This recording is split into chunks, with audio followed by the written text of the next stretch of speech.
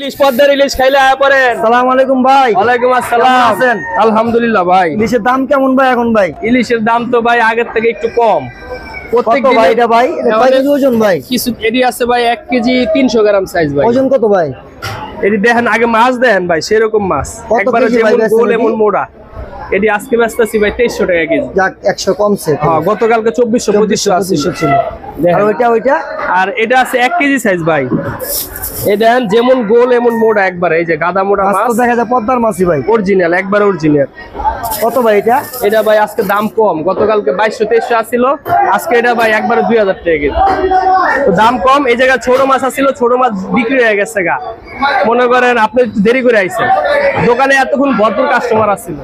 ভাই দাম কি আর কমবে না ভাই? ভাই আর এক সপ্তাহের ভিতরে কিছু দাম কমতে পারে। তাহলে আমরা কিছু নিয়ে খাইতে পারবো? হ্যাঁ, আচ্ছা ঠিক আছে। তাহলে আচ্ছা ভাই, আসসালামু আলাইকুম ভাই।